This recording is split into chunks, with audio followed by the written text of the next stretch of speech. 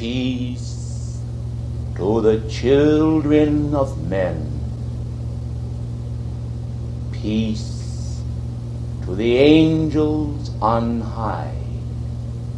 Peace to elemental life everywhere. I call now to the great power of the Param Atma. I call now to holy Atmos and to the sphere of the breath of life. Descend now then, O sacred fire breath and Holy Spirit from the heart of God, sustaining every single life stream that presently burdens the weight of this planet and all who have ever trod her sands with the virtue of holy breath. Blessed art thou. For within this atmosphere, the sphere of the Atmos, the sphere of the breath of life that surrounds this planet with billowing clouds of flaming essence, is the love of God that has provided for mankind life and breath and substance and abundance. Behold then, what manner of man thou art, one whose frail temple was raised by the power of the Atmos, by the power of the Paramatma, the mighty breath of God that was breathed into the nostrils of mankind, and he became a living soul. O beings of the air, I, Aries, call unto thee to descend now, and let them feel the flow of descending radiance from on high, that we may instruct mankind pertaining to the mysteries of the air, the great chemicalization of the atmosphere, precious ones, is achieved by a commingling of the elements. For the giant sphere of the Atmos that surrounds the entire circumference of the planet, that provides the atmosphere, is, as you know, thousands and thousands of feet high.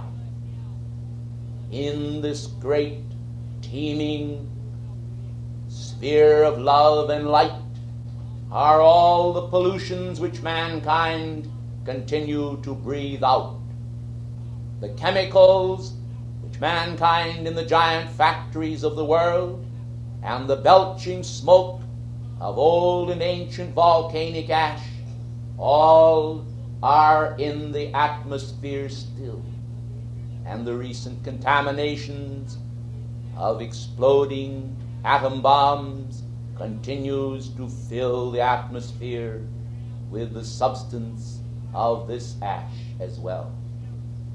Radioactive ash, contrary to the plan of the Infinite One, and dangerous to mankind as would be the too close light of the sun.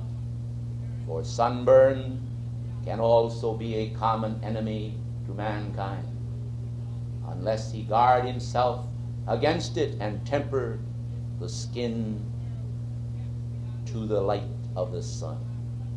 Wisdom is given to man to understand all things, and yet I would again reference the atmosphere. For the atmosphere is filled with the dust of the earth, and thus the earth element commingles with the air. Neptune also casts abroad his vapors here, and the atmosphere is abundant with the substance of water commingling with the air and with the earth. there is also the breaking forth of the power of Aramesis, the power of the sacred fire element in the atmosphere, charging the sacred ozone forth, that the cycle of life, photosynthesis, and all that is attendant upon propagation of flora and fauna do continue cycle after cycle as the years roll by. O mankind of earth, I come to you today because the scientists of this world so little recognize or understand the realm of the invisible spectrum. They have probed the invisible spectrum by the power of analysis and instruments which are incapable of registering the high spiritual vibrations and overtones of spirituality, which are the true principle of cosmic Christ intelligence, which is charged into the atmosphere and all of the holy four elements. Now, precious ones, in the sea comes an illustration which I would like to draw forth for your precious minds, that you may better understand the sylphs of the air and the sylphs of my kingdom. You have observed how that so-called jellyfish swim in the waters, and how the fiber of that substance will undulate and pulsate in the water, almost invisible to mankind, until a certain angle of vision perceives them beneath the surface of the wave. You have noted how they seem to expand and then can contract to a small glob of substance. Well, precious ones, I am so hopeful that I can today convey to those of you who are less scientifically minded as well as those who are scientifically minded, how that the sylphs of the air possess a certain power of expansibility and penetrability, how that they are able to take their fairy-like forms, bearing a most beauteous mold, for the sylphs of the air are beautiful to behold, and how they are able to expand that substance so that for one moment they may be no bigger than your thumb, and then again they can expand their beautiful figures to fill a large portion of the sky. And yet there are some who are capable of greater expansion than others, for we have grades of sylphs in our holy order, and some are captains of our hosts, and some function in a lesser capacity. But all are charged with the responsibility of dispensing to mankind, through the power of the atmosphere, some of the mighty holy intelligence of God, and performing the necessary natural processes and cycles which are intended to weave for mankind opportunity upon this precious earth. By the power of sustaining light, each one of the sylphs then is a replica of myself in action, and I am given grace by Almighty God to fulfill this function through the eternal cycles for this earth's evolution.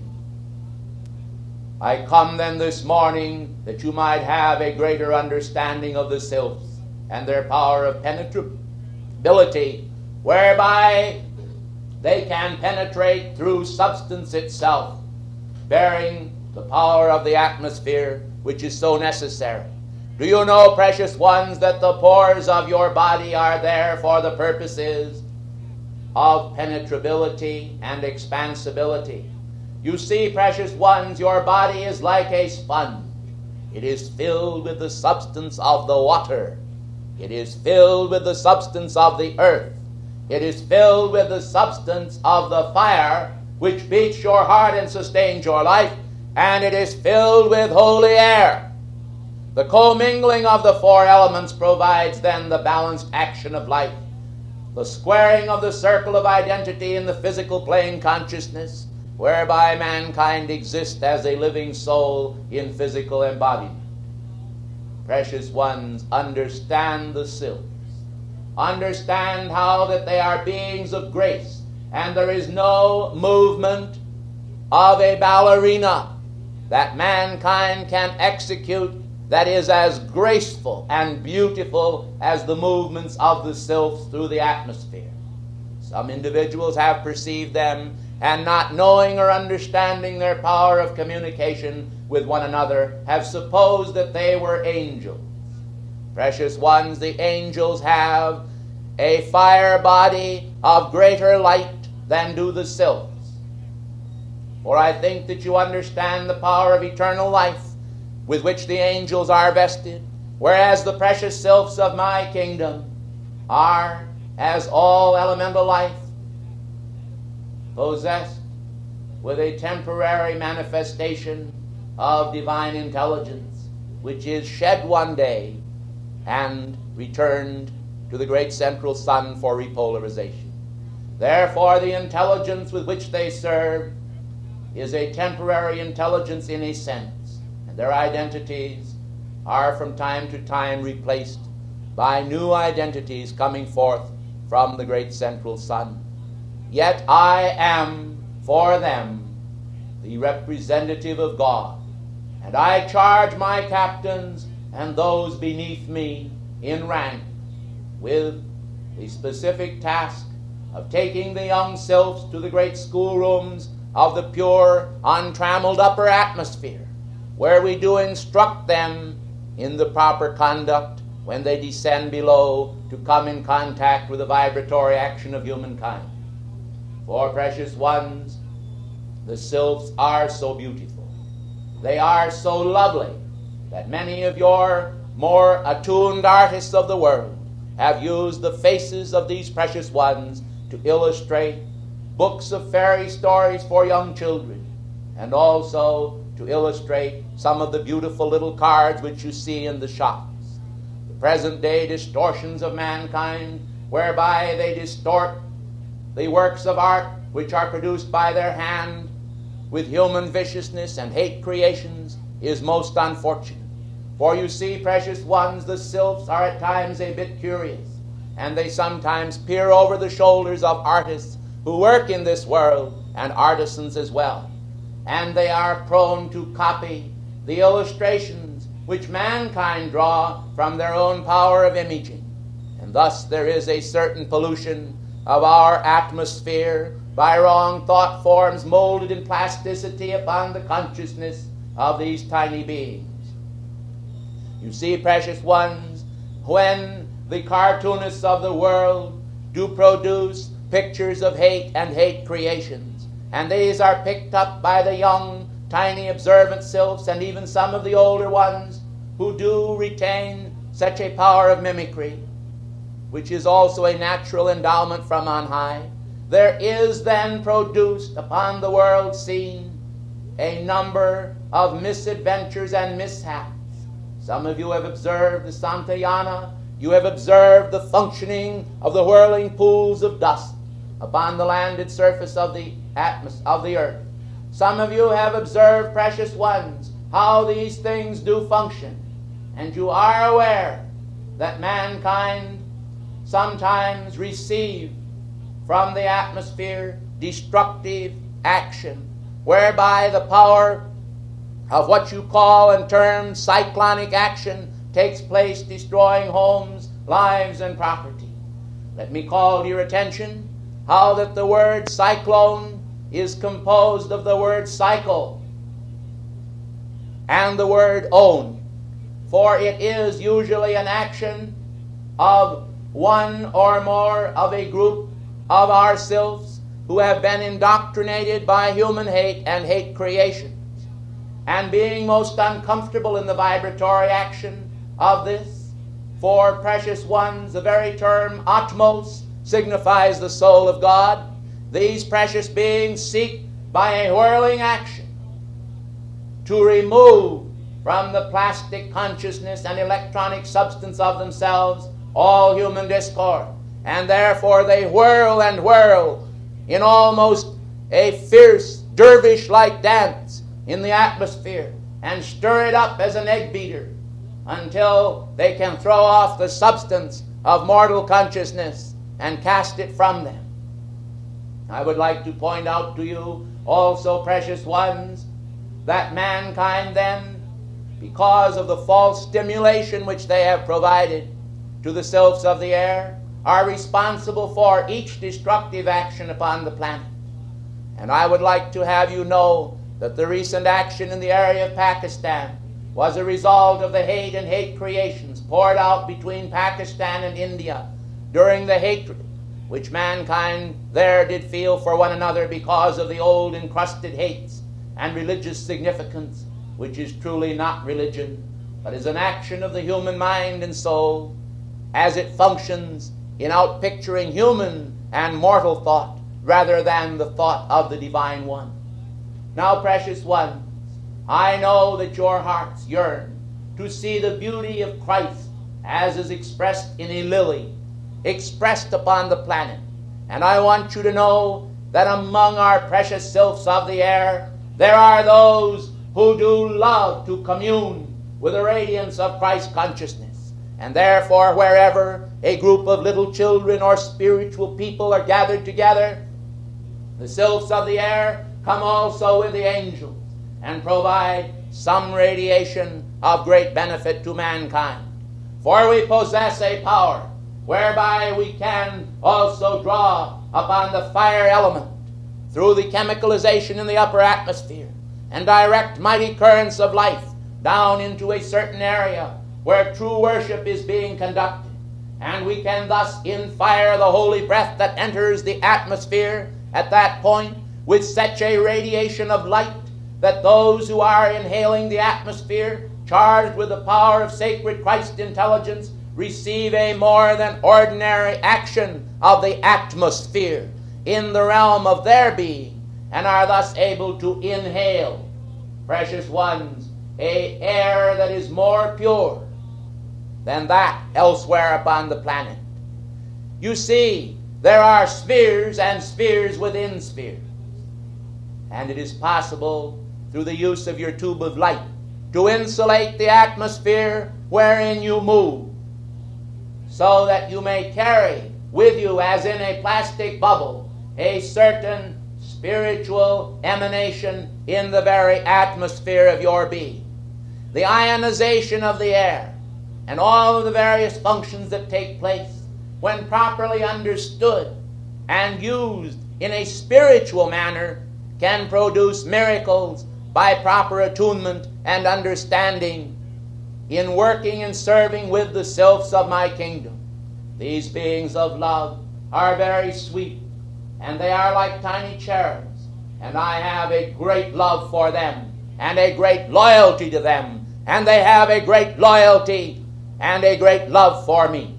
I would like then this morning, for purposes of demonstration, not in order to perform some miracle for the curious, but in order to touch the hearts of those who truly love nature with a little of the feeling of the beings of the elements, to call to approximately 10 billion of the sylphs of the air which are in this area, and ask them to come here this morning in the radiation of this force field and provide you with some feeling of their buoyancy.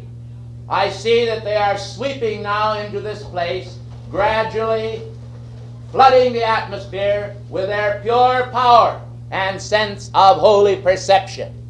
They are smiling and beaming with love, and the angels are so happy to see them. And therefore I am most grateful that these beings can come here to bless you, that you may feel the charge of their radiance, the beauty of their love, and the rapture expressed in their faces. For they have absorbed from the shrines of the world and from many of the sacred places of the world the great love that people feel for Christ, for God, for purity of concept, and for recognition of the divine plan.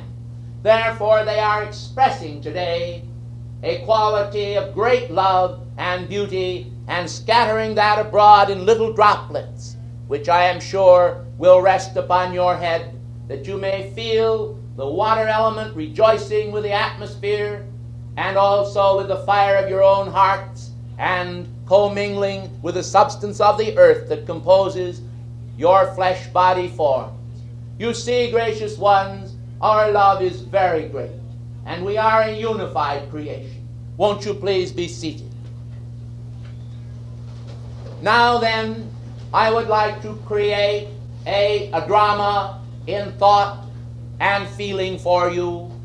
I would like this very precious moment to have you come with me in thought to a beautiful meadow apart from the world, apart from the large cities of the world, and in a very beautiful sylvan glen, that you may, in this beautiful place where the sun is shining so bright, sense a more than ordinary attunement with nature. Now, precious ones, because this beautiful spot is located near a large city, and the thoughts and impure feelings of the people in this large city have flowed upward and contaminated the upper atmosphere, a certain band of sylphs are very disturbed, and a so-called thunderstorm is being whipped up in the atmosphere. As you stand in this beautiful meadow, as you stand gazing upward, enjoying the blue of the sky and the purity of the atmosphere, and feeling the love of the grass itself beneath your feet, suddenly you perceive the oncoming storm. And from the position where you stand, you are not yet embroiled in the storm, and therefore you see the billowing dark clouds up above, high in the upper atmosphere. Suddenly you perceive that there is a flashing of lightning across the sky, and you recognize by the peals of thunder that the storm is fast coming on. Well, know, O precious mankind, that the way that the precious sylphs succeed in ridding themselves of human hate and hate creation is in the creation of these storms, which are their freedom. For when these hate and hate creations are cast off from their form, they are cast into the atmosphere. And the atmosphere itself then, because of its pure nature to provide life with divine energy, call upon the great fire elementals who rise into the atmosphere and assist the sylphs of the air together with beloved Neptune in throwing off and purifying. Therefore the clouds sometimes become like a giant washing machine. It is like the wash from a turbojet. For precious ones, there is a great action of the wind and the rain and a purification of man's substance of hate and hate creation. But the final purification is accomplished by the fire element in the great broad flashings of the sword of blue flame, which Almighty God cuts as a swath of pure fire through the atmosphere to annihilate and transmute all this substance. You see, precious ones, I recognize that some of you may feel that the word annihilate ought not to be used, but I would like to point out to you that we are referencing human creation, and we are referencing the substance of human creation, which must be annihilated, and then the transmutation occurs to the pure electronic essence of God upon which the human creation was superimposed. Do you see then that nothing can be either destroyed or created, for all is God? Yet in the kingdom of God there is no room for hate or hate creations, and therefore it cannot be any more. For the ancient word did go forth, saying, Thou shalt never be any more, for thou shalt appear upon the walls of the side of the pit, and thou shalt be cast down. What is the pit, precious ones? Let me tell you exactly what the pit is. The pit is human desire, and human desire is never satisfied, and therefore it has no bottom.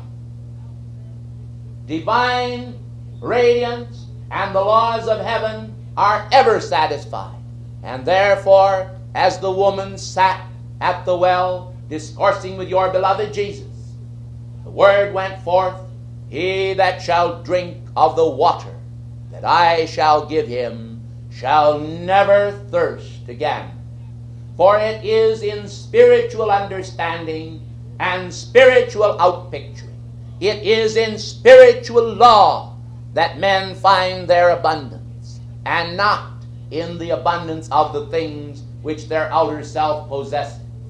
If then you could, as the sylphs of the air do, feel the consciousness of letting go, and let go of your human desire, holding yourself in the great sunlight of God's pure love as it flows everywhere on earth through the atmosphere, it would help you to recharge yourself with the light of the sun, the spiritual sun behind the sun.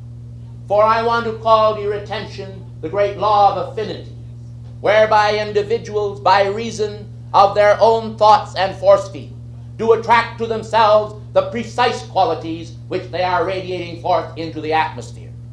When mankind then are charged with abundance of love and good feelings, when their thoughts are held in the matrix of pure beauty, they are pouring these thoughts and polarizations into the atmosphere, and the power of the great central sun magnet releases back into their world the fullness of that which they send out, having gathered a greater momentum, as the very elements themselves have picked up and amplified as regenerate transformers, for they are much of that quality which is of light and love, until a greater portion ultimately finds its way back into their worlds than that which they sent out. For there is a law in the universe which always amplifies the power of good, and the power of evil, because it is a parasite creation, derives its energy from the feeding by mankind of their energy into the matrix of wrong thought and feeling. I tell you then, precious ones, that the so-called, and they are, black magicians, those who misuse the energy of life, are always stealing this energy from mankind by creating situations, synthetic and manufactured, which will stir up the emotional body of mankind with ideas that may pose a threat or some fear to some individual upon this planet. When an individual has this fear, and that fear enters his world, and he permits himself to become stirred up by it, he discharges his energy as a Leyden jar would discharge a spark. And therefore, man being laden or burdened with this energy, do discharge it forth, because they have created a wrong thought pattern for that energy. And the heart flame of mankind no longer desires to have it and hold it within the orbit of the individual. And therefore, it is so easy for the parasite creation to draw that energy forth, for man no longer desires to have it in his own aura, for it is uncomfortable to him. Now then, if individuals, precious ones, feel that they do not wish to retain in their own aura this particular feeling, and they are willing to part with that energy because it makes them uncomfortable, do you not think that it is a very great imposition upon all life? I tell you, it is one of the greatest impositions upon life.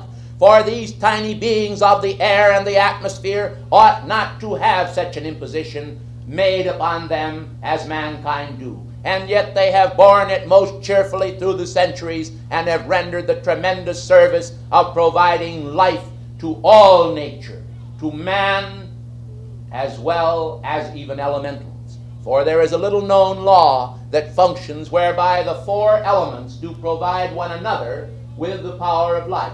You are aware of the carbon dioxide cycle. You are aware, perhaps, most of you, of how that the plants do breathe off the substance of the carbon dioxide, and of how man does breathe the atmosphere.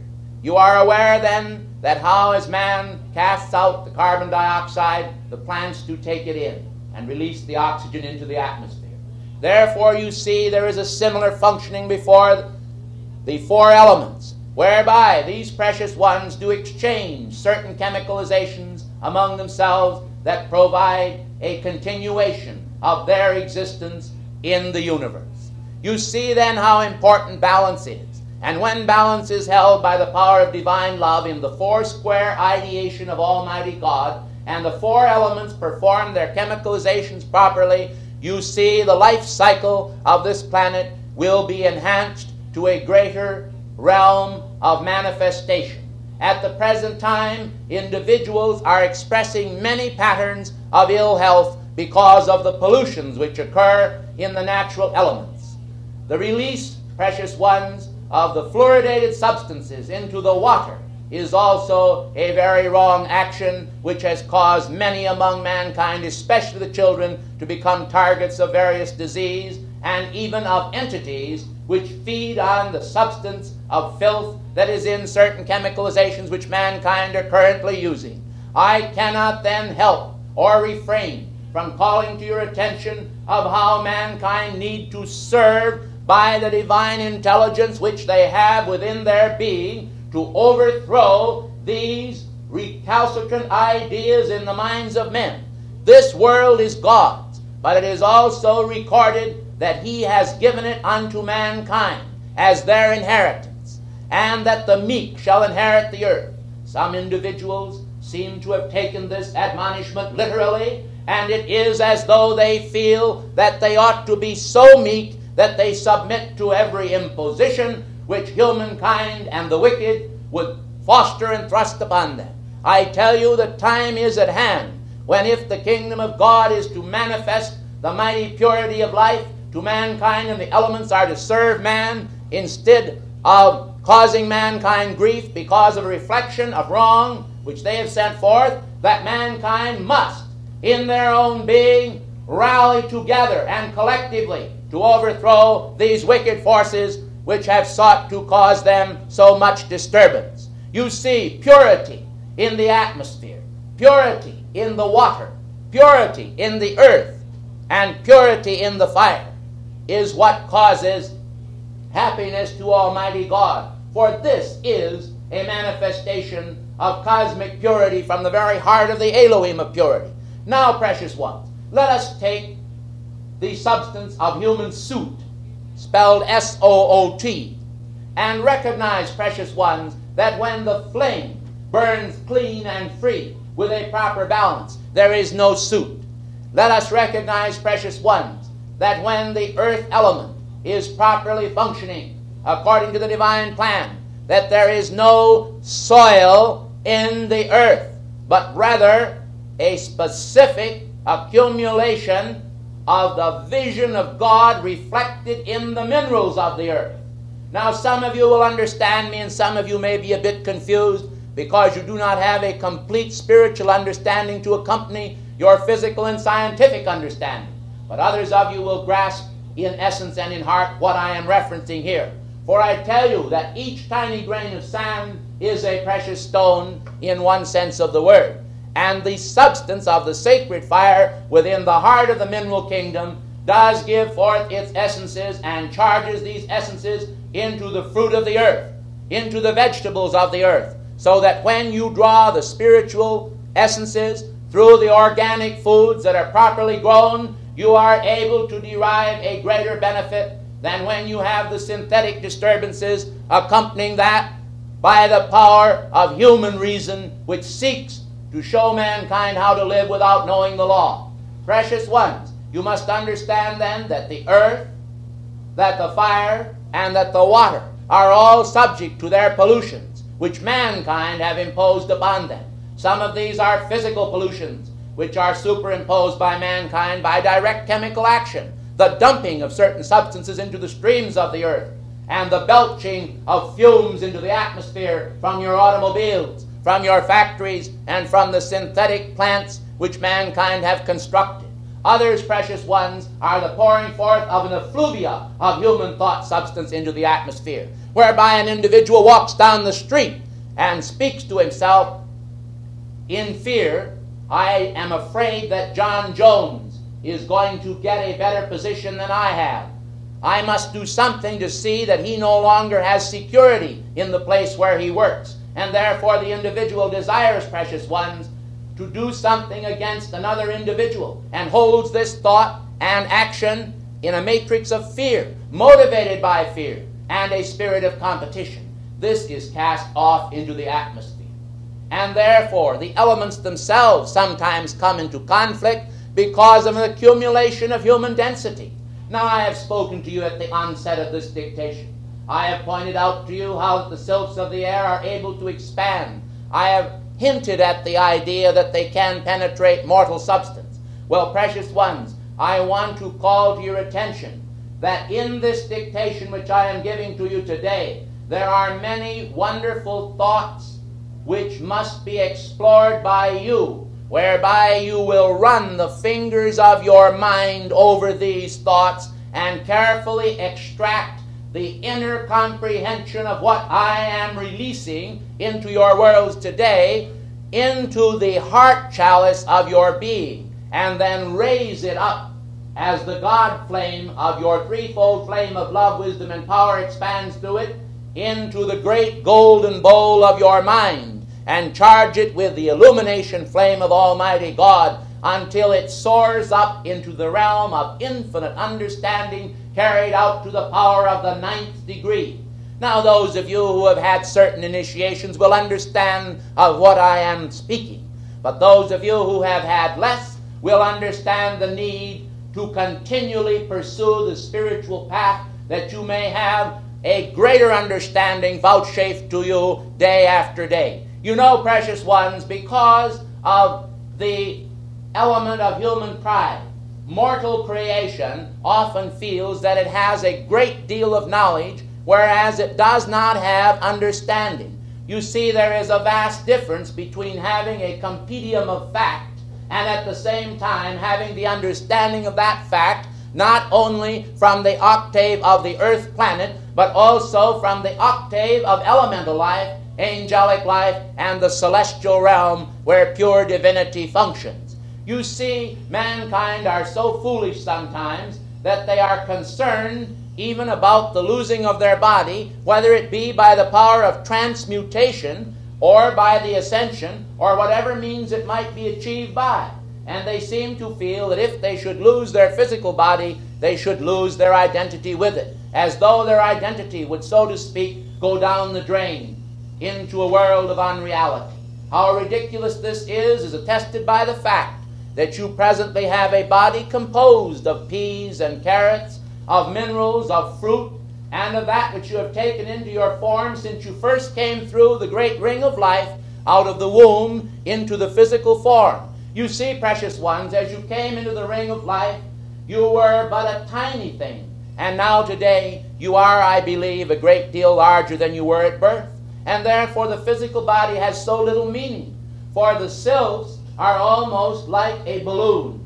They are able to blow themselves up by the power of air from the size of Tom Thumb to a great being, as I told you. And then they are able to withdraw. For there is an electronic fire essence that is present in the sylphs, as well as a certain portion of the water element which is in them. And these fourfold beings do exchange certain conditions and radiances of life which are inherent within their being. Just as you are composed of certain actions of minerals and air and water and fire, so do they commingle, and yet they manifest under the radiation of the four beings of the elements, beloved Virgo and Pelur having their responsibility for the earth element, beloved Thor and myself for the air element, beloved Neptune for the water and his divine complement, and also Horamesis and Diana for the fire. So you see, there is a great completeness in the kingdom of God, and the city is foursquare, for the elements also have had their part in the building of life. And therefore the great revelation of John, the Revelator spoken of in Patmos, in its depiction of the foursquare city, did break forth the knowledge of the precious stones and the construction of the city with the various 12 foundations. Then understand, O mankind of earth, above all, with all thy getting, with all thy understanding, that there are many mysteries concealed, and there are many revealed. For man knows in part, and he understands in part. But when that perfection of the Spirit has come, you shall see more and more face to face. Therefore I say today, let the clouds of human doubt now pass away. Let understanding now hold sway. Let victory and purity from the heart of God stretch forth its power as Aaron's rod. Let purity flow and purity be. Let God's love expand that all may see the radiance of the sacred fire expanding in the water. Let mankind see the radiance of the sacred fire expanding in the air. Let mankind see the radiance of the sacred fire expanding, expanding, expanding everywhere. And so, to err may be human, and to know truth divine. But I believe that as the consciousness of man is refined, that all will understand how that the light of the Christ did create all, and by him were all things made that were made, and without him was nothing made that was made. Then will the great strands of holy light, which compose the spectrum of the world, visible and invisible, be understood. Then will men hold the hand of God as they should. And so I think that peace shall be a gesture of eternity, and every one shall see the sun in splendid shining in the air, and joy and peace and purity shall express everywhere I am.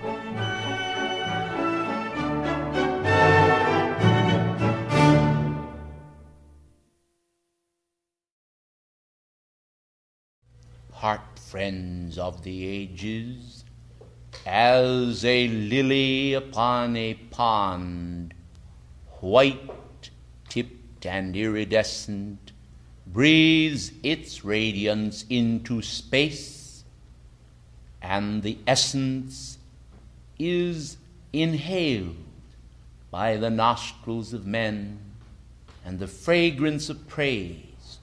So I know my words to you will come forth and be taken in to your consciousness and made known as light substance upon the screen of your mind.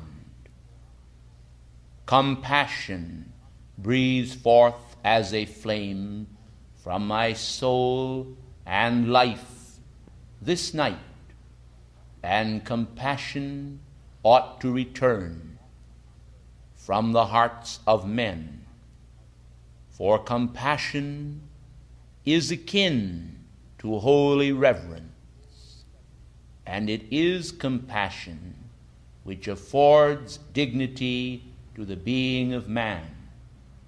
I have been witness to many infamous deeds, some of which have been heralded in the name of Christ, and others which have gone recognized before men for acts most dastardly and destructive.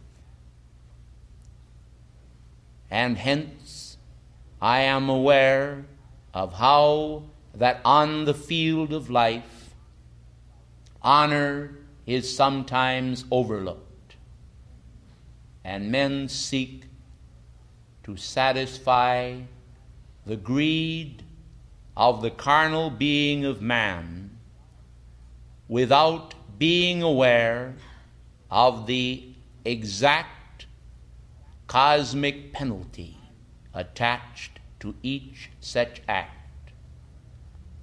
I am well aware of how mankind desire to have the ears of their heart tickled by delightful things.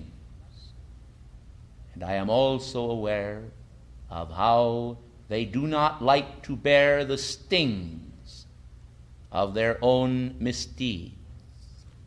Yet, in holy truth, I say to you that that which chasteneth your being has greater value than that which gives you a false sense of security and causes you to proceed in a winding course toward a destructive goal. Hear then the voice of thy own heart, for thy heart will confirm to thee in conscience pure the reality of that which I speak. Now tonight, as I come to you, aware of how the minds of some grow sluggish with disuse, and the minds of others flit as a butterfly from flower to flower, seeking to sip nectar from life and finding in variety the spice of existence.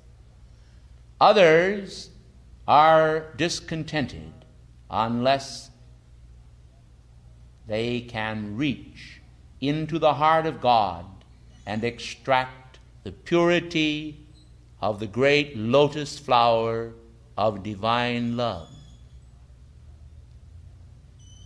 Then, precious ones, what of the saga of life?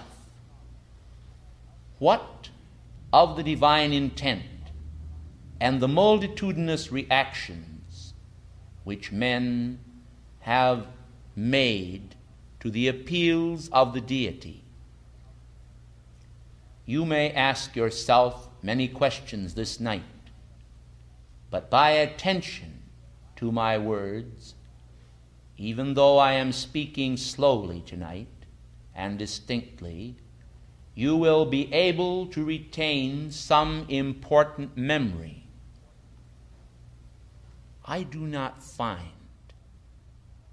that the great law requires me to adapt myself to some men's conception of how or why I should speak in one given manner. But to each audience, every ascended master reserves the right to express ourselves as the occasion demands, and for the sake of the souls of men, that progress be recorded upon the individualized record, and that that progress be the blessing of divine experience, crowning a firm resolve outpictured as action. I have seen men falter in battle and give way to the impulse of a widening fear, breaching the mind and causing the ramparts to be ill defended at the precise moment when it was so necessary for calmness to steady the hand and nerve. I well remember some of the experiences which occurred here in America during the days of the American Revolution, when this then young nation was scarcely a lusty infant with a ball to be heard round the world. Now then, as I have watched from higher octaves the vanishing wigwams from the plains, and the transfer of those so-called hunters to hunt one another in the ghettos of the busy cities, I am reminded of two things: of outer progress and of inward retreat. America today, in measuring achievement, is often prone to do so by reason of dollar success, and the souls of men have been seared by the idea of so gauging the standards and status of one another. Yet, those of us able to read the soul record of every man know full well that those who have made this nation great have often reaped a very small reward by comparison to the mighty outpouring of life which they could have received if heaven had opened the cornucopia of abundance into manifestation at the precise moment that they rendered the service. But I would like to call to your attention tonight that the power of life sometimes holds in reserve and abeyance the precise moment when the reward shall be conferred. And we do not always see that good is served by handing out the reward at the instant that someone desires to have it. For strange as it may seem, many, many individuals upon this planet have served in expectation of the reward, and by this attitude they have averted from their life stream the mighty blessing which heaven itself could otherwise have conveyed long ago. You see, precious ones, the laws of heaven are very subtle, and many do not understand nor comprehend just how those laws function, making an individualized interpretation, which is all men can do, of those laws, and feeling justified in their conduct often when they ought not so to do. On other occasions, individuals feel that they are very small and that their place in the scheme of things is very little and tiny. Individuals such as this, who have knowledge of my violet flame, I sometimes reference when speaking to beloved El Morya, are shrinking violets. Well, precious ones, I do not want you to be and to continue to be shrinking violets, shrinking from life's opportunities. But I want you to recognize that the subtlety of the law of God is concealed in the manifold teachings of the many religions of the world. And oftentimes, some specific religion has almost all of these subtleties revealed and hidden within the folds of the instruction. Yet because of the mind of the individual who seeks to understand, the law is not revealed because the individual hears and yet does not hear. The word is spoken, but the heart does not comprehend. Hence, individuals often do not go to their just reward simply because of their own attitude of expectancy. God does not expect that his chelas shall do as a beggar does upon the corner and shall stand with outstretched hands, saying, See how good I am, and reward me now. For the law knows that each individual who is content to do the will of God for love's own sweet sake does by this attitude open the pathway to abundance in a swift manner as an arrow flies to its mark. And this is the great justice of the law. For God knows that if individuals were to recognize that they would receive a great reward for each just act, they might continue to do just acts from the wrong motive and seek to merely win the plaudits of God and man. Therefore, precious ones, it is important that you understand that for love's sake and love's sake alone, you must desire to do the will of God. For love of the law and for love of holy wisdom, you must desire to express pure truth. For example, when individuals seem to feel the need to malign another individual, why is this so? Why are they not able to govern the tongue? They have often heard the admonishments of many Christed masters, saying, Thou shalt not bear false witness against thy neighbor. Yet whensoever some carping criticism arises, individuals are so quick to take it up and repeat it even before they are certain of the truth of the statement. Ask yourself, why is this so? Because of the degradation and the sense of smallness in the human soul, which somehow, and I refer here to the human soul personality, precious ones, that somehow individuals seem to feel that in the littleness of their own being there is some outraising of the self as they trod upon the head of another. This is simple, it is true, and yet it is a prevalent practice carried on in all nations of the world. You would be quite surprised, precious ones, those of you who have had little experience with the people of the Far East, to know that maligning of individuals, gossip, and human despite is practiced quite widely in the countries behind the Iron Curtain. And this is something that the Soviet society has yet been unable to legislate or to act to remove from their society, even though they, in their atheistic attitudes, recognize that it is a blight upon the social order.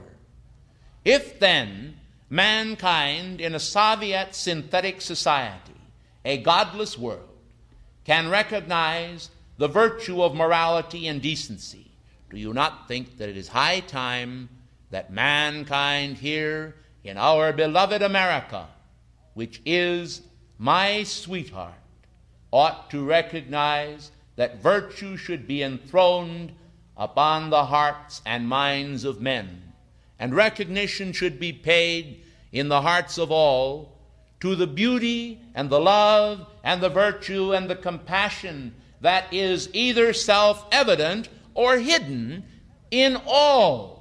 You see, precious ones, I would like to tell you that the world is not nearly so bad individualized as many might think that it is.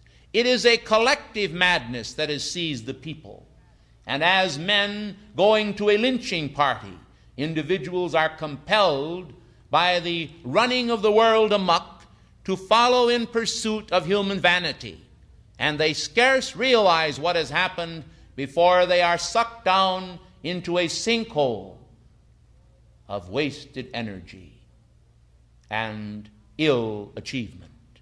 Now then, I do not intend to dwell upon these subjects, for I have many important things I should like to convey. We shall see whether your minds and hearts can endure the substance that I am driving forth into your world tonight, in order to first challenge you, who are my auditors, that I may then, having successfully won this field of honor, may challenge America because of the love I bear for this nation. Precious ones, in the field of holy honor, men are much more intelligent than they allow. And I say to all of you then that the wisdom which you have received through the years of your existence is very great indeed, but it is stored in a closet, lost to your memory, and you do not know where to find it. You have heard the perfect word. You have understood the perfect way. You have recognized the need to be perfect and to express perfection. But when a specific temptation, when a specific act comes up against your soul, at that moment when you should be vigilant and know exactly the perfect thing to do, you are sometimes enamored by the glitter of life, and you while away your energies in two-timing yourself. And this is exactly what takes place, precious ones, for I intend to tell you the truth about yourselves, because you are truly so wise if you will only allow it to flow through. You have a great subconscious reservoir of holy truth that ought to be sufficient unto the day of your ascension. And you have a continuous release of our words, words intended to inspire and infire, words intended to arouse your feelings on behalf of cosmic purity, words intended to make you interested in your personal security and the security of all men. Yet, oftentimes, individuals say, I did not know. I did not understand. I did not comprehend. People have said to me in their prayers, Beloved Saint Germain, I am so sorry that I have performed this act which is not to my liking. I do not like myself as I am manifesting my life at this moment. Will you help me to change my condition? Will you assist me to rise out of the lethargy of the senses? And I have answered them, and they have heard my words with inward ears. But somehow or other, the message has not always passed across the caverns of the mind, the great yawning caverns that divide one part of being from another. And so they have not always understood that which I have answered on the instant. And they have continued to ask me even after I have answered. And this is somewhat of a strange soliloquy.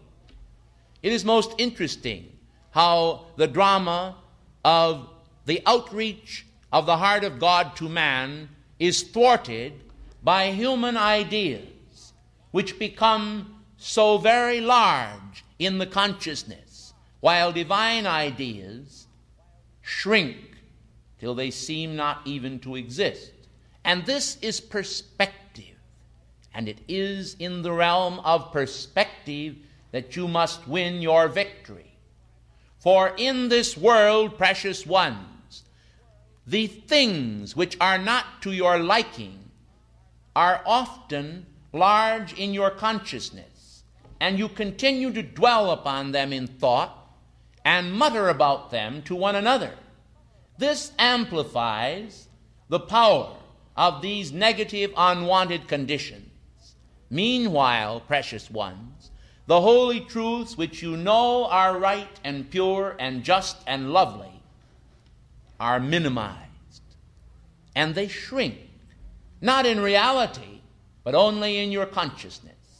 And thus perspective is lost, and we find individuals who are fighting paper tigers, while the lions raging in the streets are not recognized as enemies.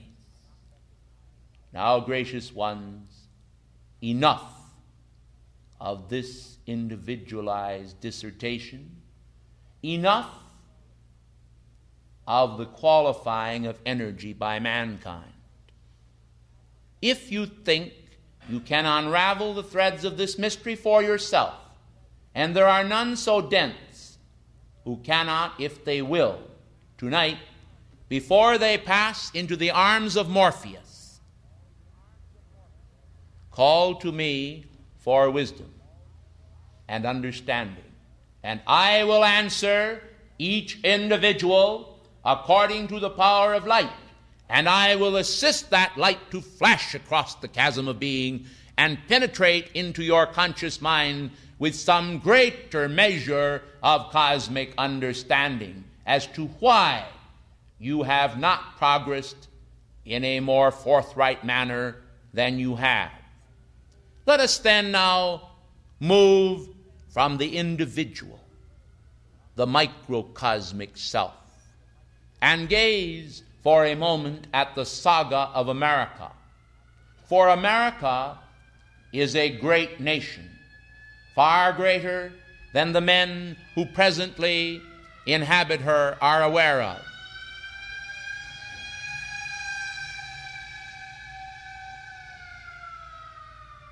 Most gracious ones, if you will but think, you can plainly see that men do not live long enough today to be able to appreciate by direct personal comprehension all that has been done for the creation, the sustainment, and the perfection of this nation.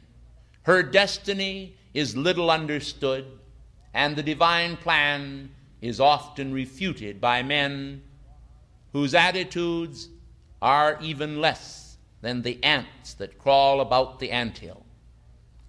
You see, mankind, you do not fully comprehend what has been done here. You do not understand the meaning now of oppression as it once existed upon this planet. To many of you who were also bound in religion, unable to choose for yourself which way you should walk. Some of you were embodied in England and other parts of Europe when the state took control and demanded that each individual function according to the state's edicts.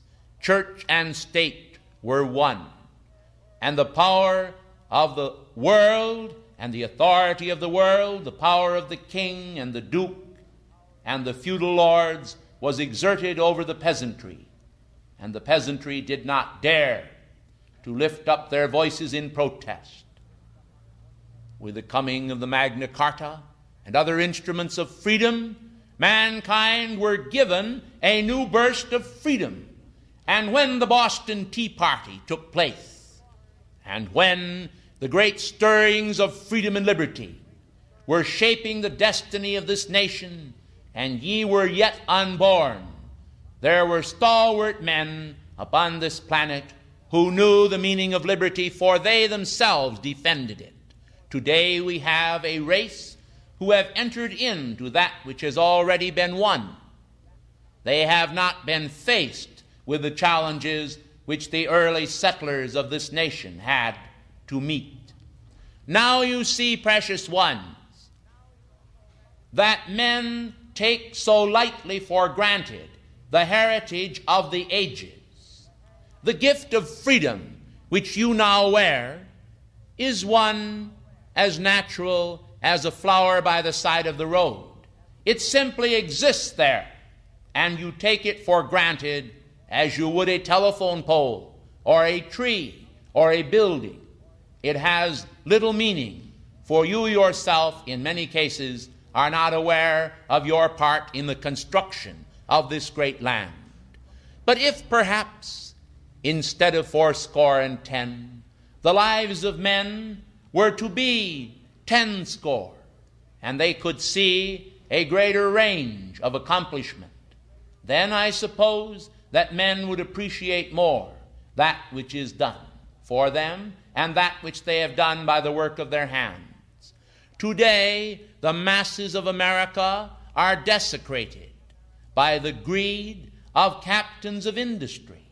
Not all men who are engaged in business, precious ones, are actually milking America and the American people out of the funds which they need in order to exist and to provide for the future security of their children.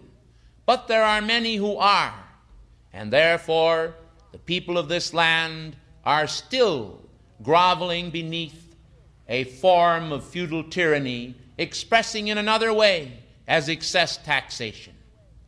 However, precious ones, let it be known that in addition to taxation, there is also great vexation of the spirit which comes to the American people because of graft and greed and the desire for self-seeking.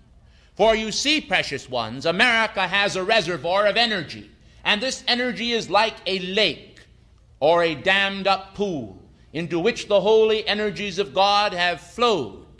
There then lies a certain quantity of energy in reserve, which can be released as the floodgates are opened for this giant reservoir, releasing a specific flow of energy in one or more directions. Well, precious ones, there is a plan of the sinister powers of darkness whereby the attention of mankind, which is the faucet for the release of this energy, is channeled out into the wrong channels simply because they desire to keep mankind divided and thus conquer them by the power of division and dividing the attention of men. You see, precious ones, wherever your thought goes, you go with it.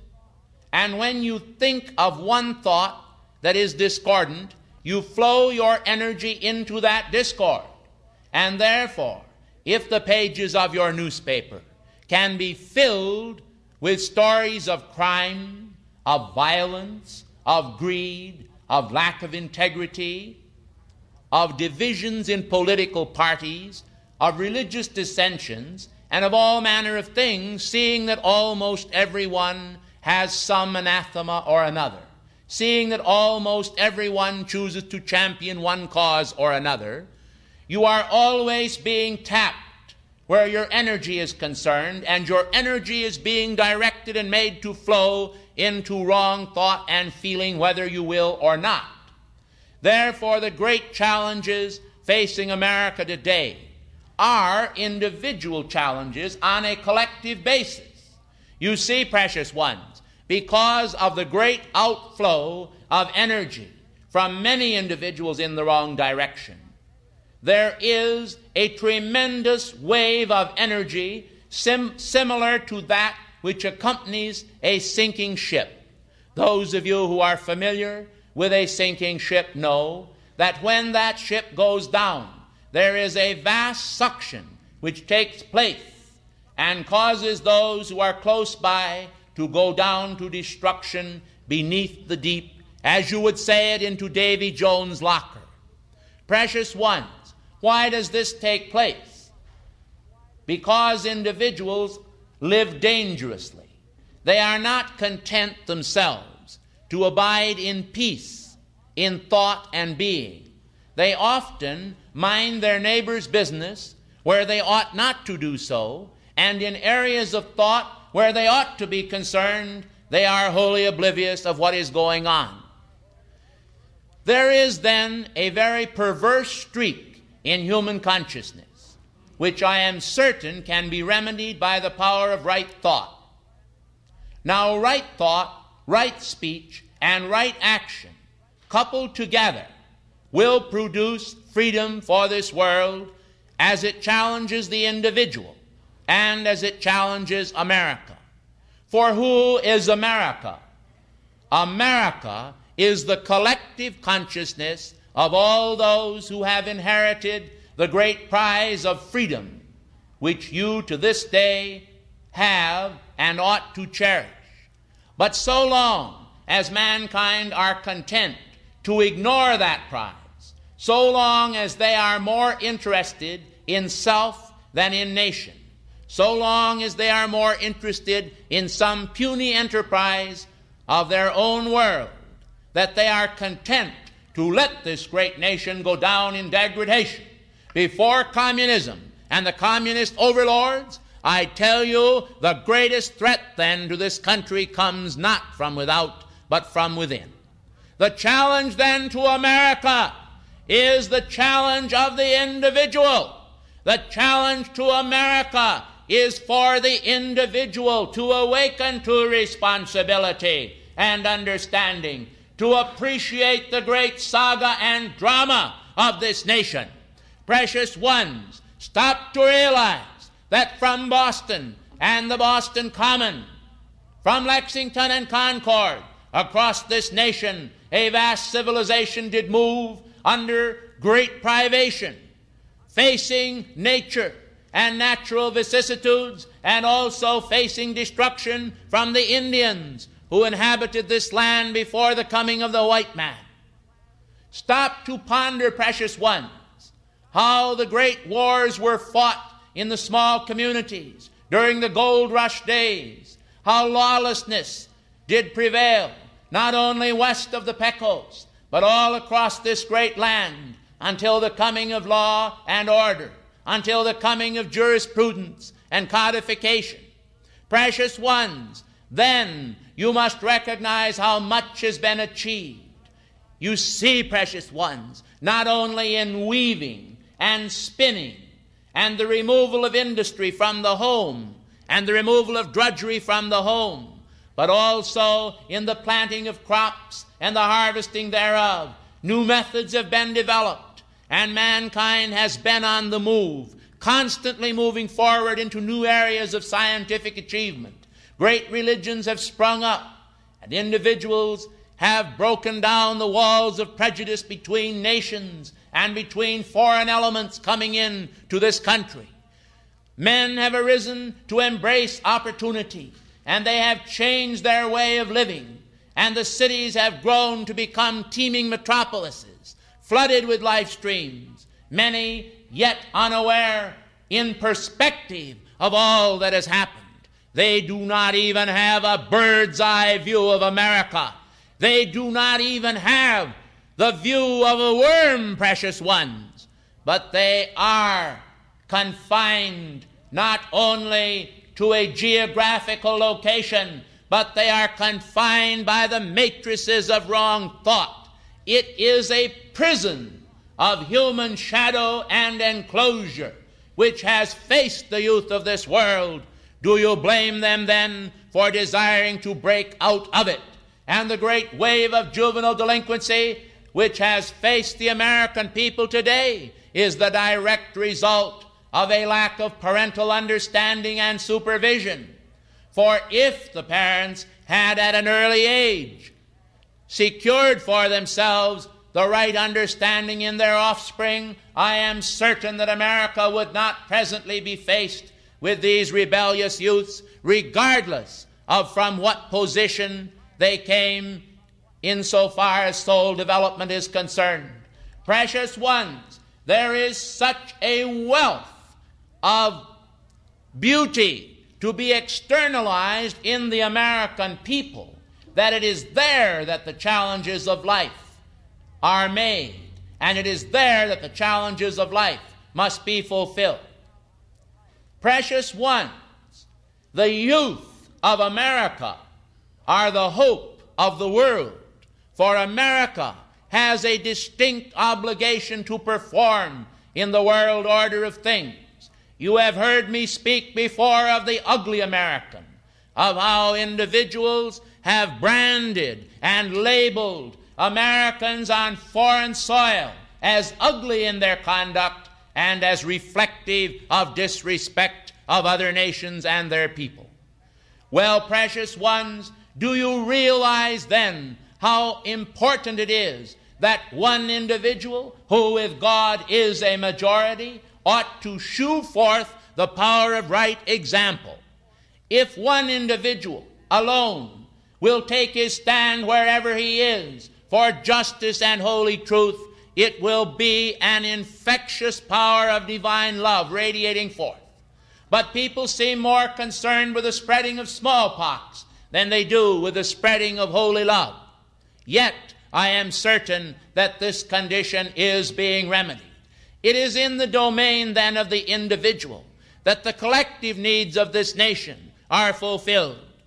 For the deeds of great men can surely remind you of the footsteps that they have left upon the sands of time. These footsteps are important, and each tiny gesture on behalf of this nation is important insofar as the ascended Master miracles of life which we desire to produce here are concerned. Now I fully realize that I am speaking to an audience of mixed individuals. Some of you would not, bless your precious hearts, miss a word of that which I have to say, while others, unfortunately, less disciplined in mind and spirit, are more concerned with the inflow of the breath of life into their nostrils and the uncomfortability of their haunches. Well, precious ones, I tell you that I am here tonight in order to assist the great ascended masters in securing some measure of light for America that will awaken this entire nation. Now, precious ones, you have heard the slogan, "Remember the Alamo." You have heard the slogan, "Remember Pearl Harbor," and the nation is easily stirred by slogans. Well, I do not intend to manufacture one tonight to stir you from human lethargy, but I do intend to let you know how I feel about this great nation and the challenges which face it. For the challenges are and shall continue to be individual challenges to men and women who have inherited a destiny which they must seek to fulfill and also seek to inspire others to fulfill. For unless you shall do this, man's life shall become cloistered experiences.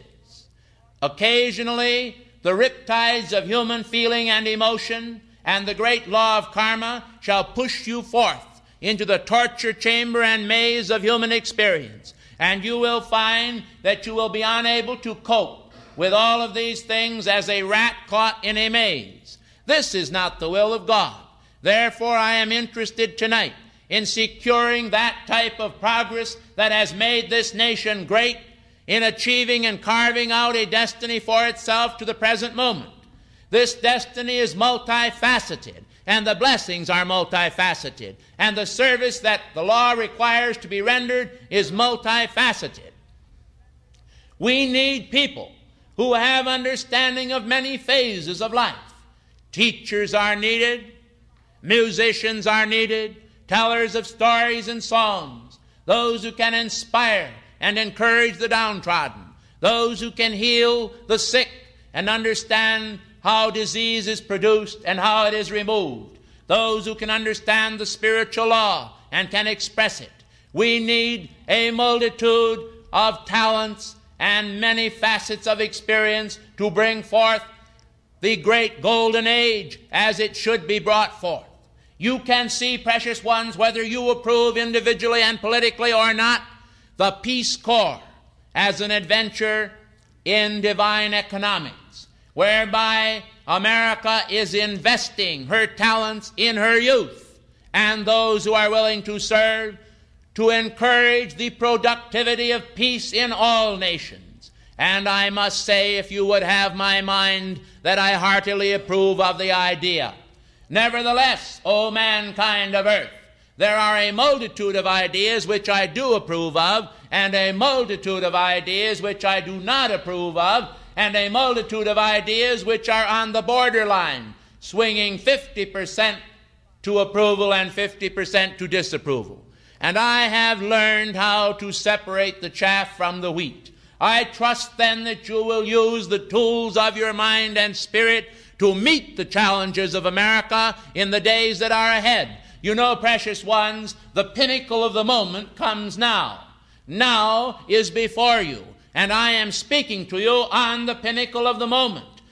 Your beloved Jesus spoke to you last night in challenges of the Spirit, and I have come to you today to show you how great the reward of this land is, how rich and redundant it is with opportunity, how individuals ought to recognize that by the power of drawing forth the spiritual energy into their mind and heart, they can summon the currents of life that will make this nation the elect of God.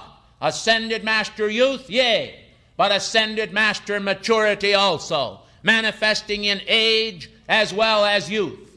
You are children of the light. To you is given a more than ordinary responsibility.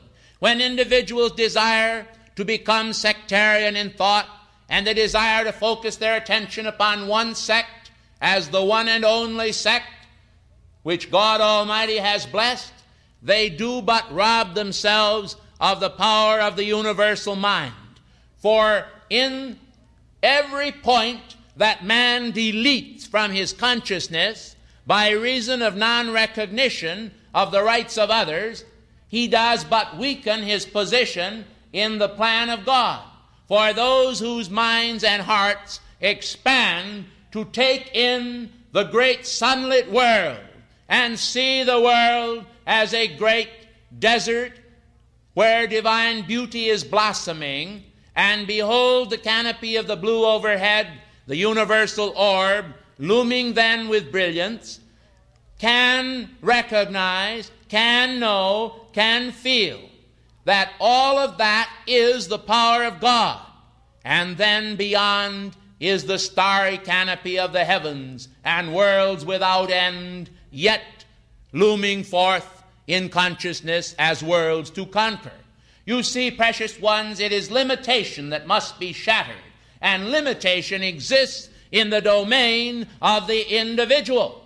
The individual, then, who is willing to accept ascended master responsibility and accept the challenges of this age, will go forth with a spirit of victory, recognizing all parts of life as equal in the heart of God and necessary for the fulfillment of life.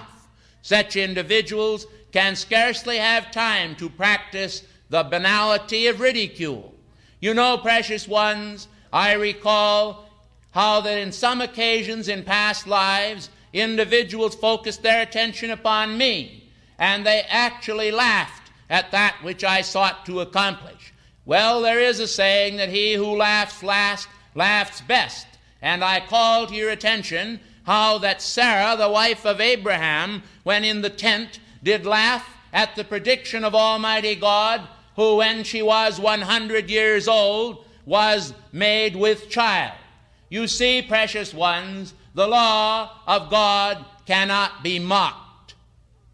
Therefore, I say to all of you, the business of life is solemn, and yet there is a time and place when levity of spirit and heart and joy can flow forth untrammeled and flood the continents of the mind and the air with the purity of divine adventure. Such is my desire.